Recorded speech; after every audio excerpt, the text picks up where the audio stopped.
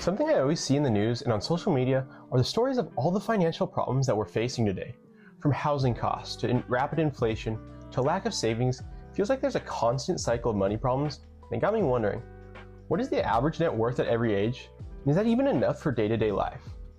If you stick around, not only will you know how your net worth stacks up against people a similar age to you, but also I'll give you a few tips on things you can be doing to stay on track at every age. Now, despite what most people may think, your net worth isn't actually about how much money you make, it's about how much you save. To calculate your net worth, you need to add up all of your assets and subtract all of your liabilities.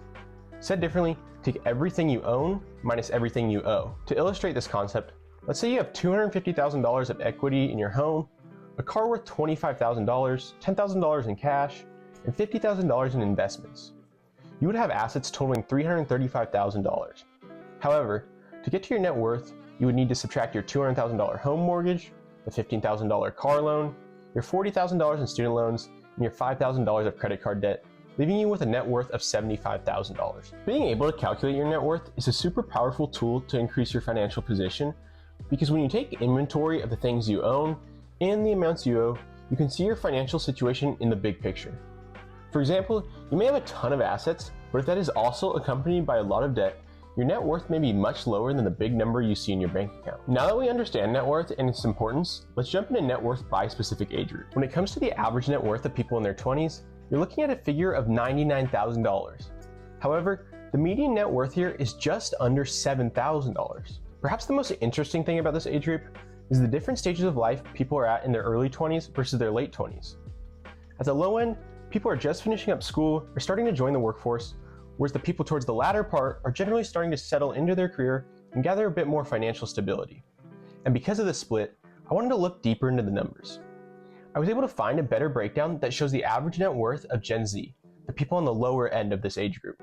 Interestingly, the survey finds that people aged 23 have an average net worth of negative $31,571, which means the average 23-year-old owes more than they actually have. If you find yourself in this boat, I wouldn't worry about it too much because I don't think that net worth should be the main focus of people in their 20s.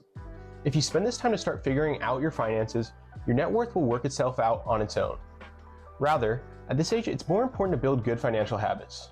The first way to do this is to build up an emergency fund. This means saving up roughly 3 to 6 months worth of expenses that you set aside and never touch unless you absolutely have to. The next thing to do is to begin to put money away for retirement. Getting in the habit of putting money towards retirement at a young age will make doing it throughout your life so much easier. It's far less difficult to develop this habit early on than to try to jump on the train later in life. And the final tip is to build your credit. This is an important financial metric that if you establish a strong score and strong habits now, will pay off massively later on when you can qualify for better loan rates because of it. All in all, these habits will serve as the financial foundation that you build for the rest of your life, so it's important to dial them in now. Now, moving up the chain, when looking at people between the ages of 30 and 39, we see an average net worth of $278,000, but a much more realistic median of $35,000. Something you can begin to see is that these figures show us a common trend. The average is dramatically pulled up by the top earners in every age group. That's why I think looking closer at the median serves as a stronger indicator of where a majority of people in this age range actually are. In this phase of life, I think it's a good time to really focus in on one part of the net worth equation: reducing your liabilities. If you haven't already done so, you should aim to reduce your bad debt to $0, excluding your mortgage. This includes high interest loans, credit card debt, and personal loans. Secondly, begin to focus on increasing the financial margin in your life. As you now get further into your career, hopefully you're starting to get promotions and with it, larger raises. Instead of just spending any extra income on unnecessary things, try to save/invest a large chunk of it to help make some of the financial burden of your life go away.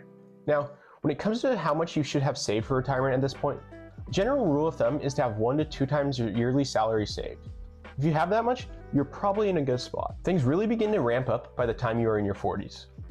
The average net worth here is $714,000 with a median of $127,000. The median net worth for this group is more than 3.5 times the median of people in their 30s. At this age, you should be looking to try to make one of the biggest boosts in net worth, and this comes from owning a singular asset, a house. Your net worth increases for 2 reasons when owning a home. 1, you're building equity every month by paying your mortgage.